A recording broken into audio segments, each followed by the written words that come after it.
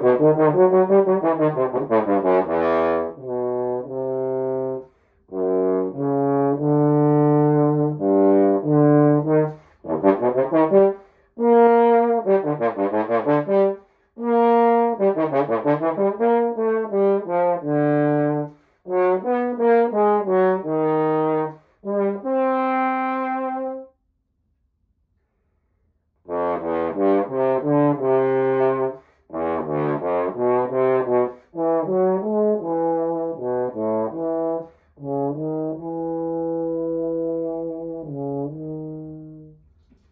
YouTube, more Lebedev. I really like that solo. And I don't play it unless I'm playing it on camera, so this is my only practice time. Just had a quick update. Of course, it probably won't be quick. I just came back from vacation, had a great time, but it wasn't just vacation. I did a lot of other stuff, and I can show you some new toys. I can show you other new toys. I can tell you about things I'm selling, and etc. Stuff like that. So one revelation I've had with this M&W is that the LT slide that I have, my lightweight slide that has actually no lead pipe in it, just press fit lead pipes, is probably my better slide. It just sounds and plays and moves, has very good action, so well. Like, just incredibly well. It has such character to it. It really brings out the best in this bell and bell section in general. And so I've been using it, and I do really like it. I've been using this Corporation 50 lead pipe that I've had forever, just kind of sitting around, and it's good. But I went up and I visited my tech, and he's the guy who's built a lot of my horns, like the Monster Bass, etc. And he has like 2 magic 50 slides. His LT slide is probably one of the best sounding and playing 50 slides that exists. It's in that like extra special tier. I don't have any slides like that. And my slide in comparison was like, it's missing something. It is good. This is still a very good slide. But that one had something more that this didn't have. And honestly, it's down to the lead pipe. I tried some different lead pipes he had. He let me come home with a couple, and I just went through all my lead pipes. And at the moment, and this isn't going to be forever probably, I'm using a Shire's B3, the big one. It really seems to play really easily in all the ranges. It feels great. I really don't like going on lead pipe journeys. That's why, not specifically lead pipes, but that's why I had this bell soldered on. I was like, you know what? I like this bell. I do not need to think about it anymore. I'm not going to worry about it. This is just going to be one piece. I like a horn to just be one piece, and I don't have to worry about it. But since this doesn't have a lead pipe in it, I got to find something that works.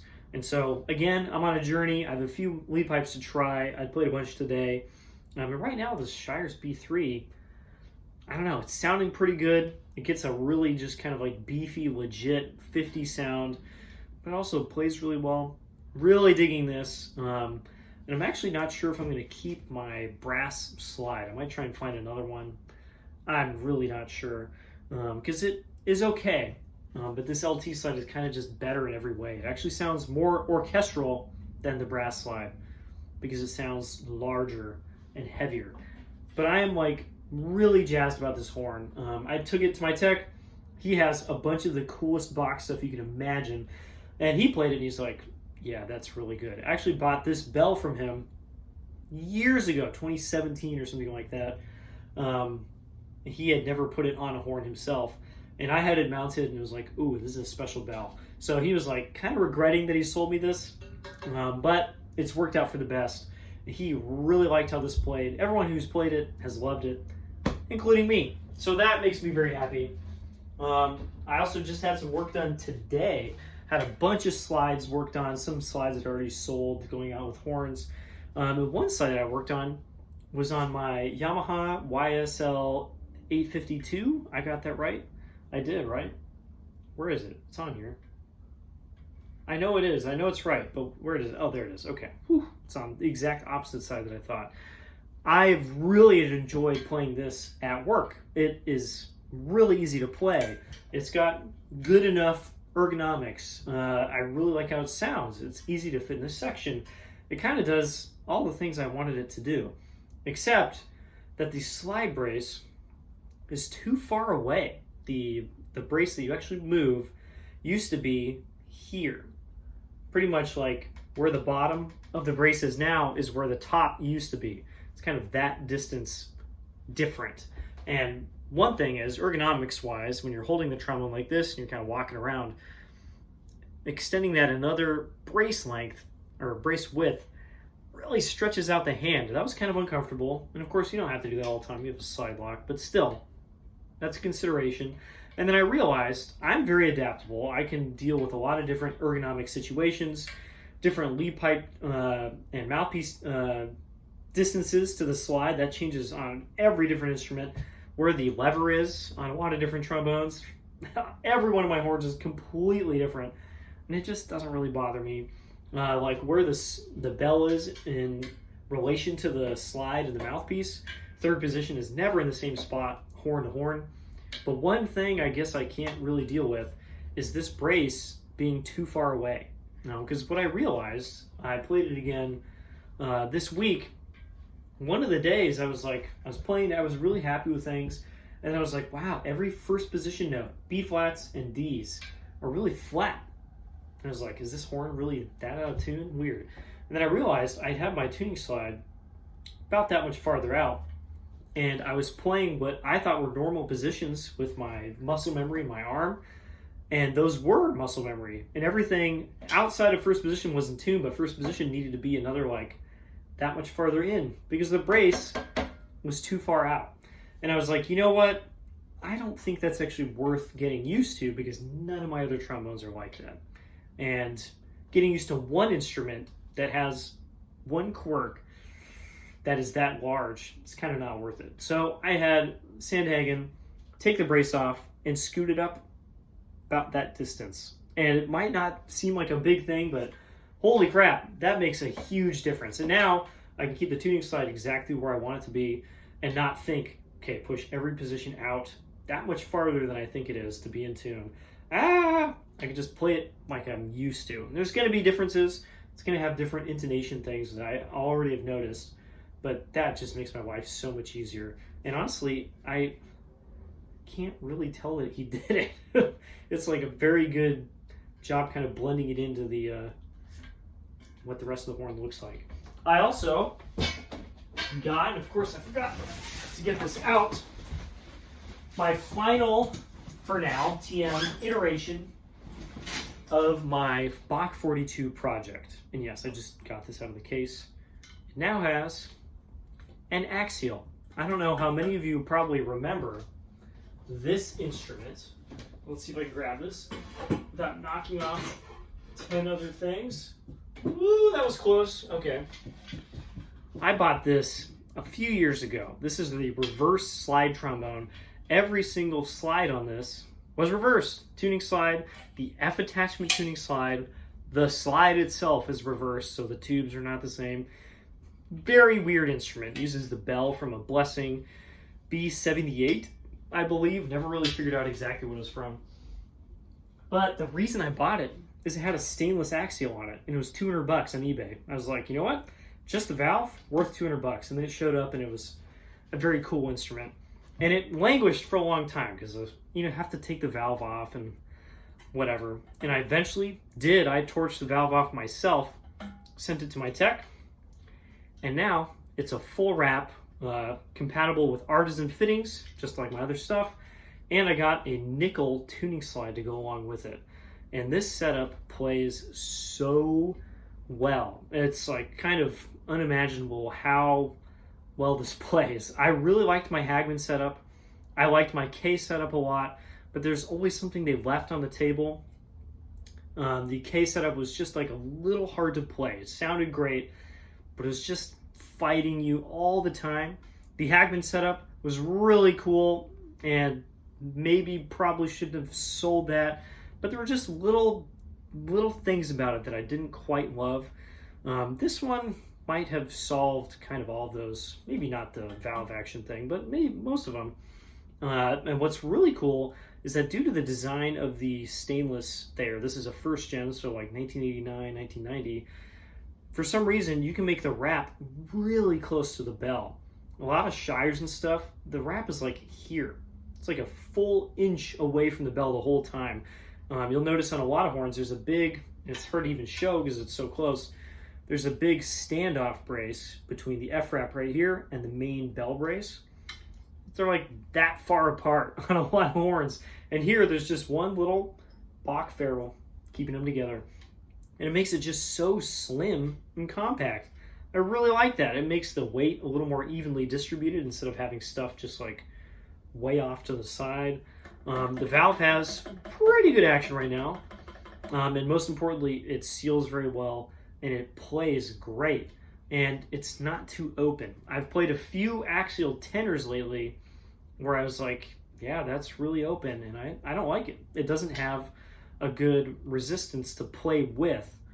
And this, with my 42 slide, is like, boom, right in that sweet spot. You can just instantly play notes. All the ranges work.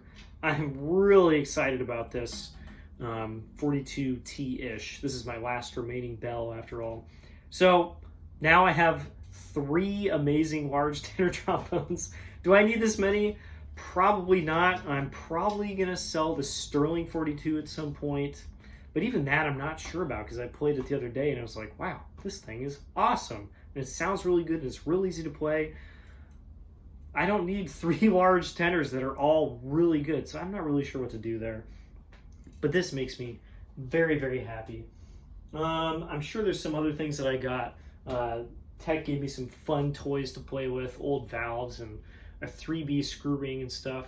I have decided, and mainly because a buyer dropped out, which is fine, no blame in that direction, to sell my New York 50 parts. They're all compatible with Shires stuff. So I have the New York 50 slide, which is really just the original tubes from the New York 50 with a Shires upper assembly here, including a Shires lead pipe. And recently, as of today, a Bach 50 crook. I had the crook taken off, and luckily Sandhagen had a 50 crook sitting around to put on here. And we found out that crook was a 565 Reynolds or Olds crook. That's the size of crook you would put on a medium bore trombone. Something like a 525 instrument would have that size of crook. So it was massively undersized on a bass trombone. Just completely oddball decision. I talked about that in my last video about this, but I was just like, why would someone ever do that? And thankfully, I put a 50 crook on here, and now it plays like an actual 50 slide should. It has a bass sound. It's really warm. It responds well. The action is now even a little bit better because it got rebuilt. The whole thing had to be widened, of course, because the last crook was narrow. And so now it's a real slide, and I feel much better about selling it. So this, the tuning slide and the New York 50 bell, 9 inches, going to be on the market. They're sitting over there. I don't want to grab them. They're on the market. They all fit Shires stuff. This is a Shires fitting.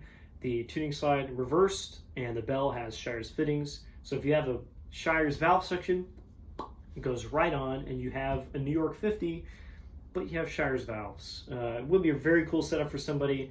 I just don't really need it. I have my M&W, I have my B&S, I have my Yamaha. I don't need another very extremely cool Bach 50 from like almost 100 years ago. Someone else should have that. So this is up for sale. I've also put my LT16M up for sale. I used it to teach the other day, and I was like, man, I really do like this horn. It sounds great, it plays great. And then I brought it home, and I was kind of playing with it, and I was like, it sounds great, it plays great, but there's just something about it that's not quite 100%. And I put in my Magic Bach 6.5 AL. Yeah, I even got it right on the first try. I have a Mount Vernon 6.5 AL that is like legitimately magic. This thing is awesome. It's just too small for me, so I don't use it. I put this in the horn, and the horn came to life. It was like a completely different instrument. So much easier to play. All the intonation stuff just wind up. I can play super loud. I can play soft. It made such a good sound.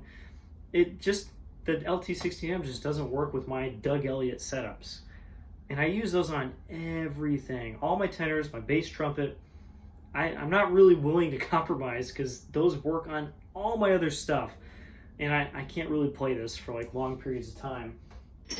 So I made the decision to let it go. It's got an Olds recording crook that's more of a proper size, and it seriously rips.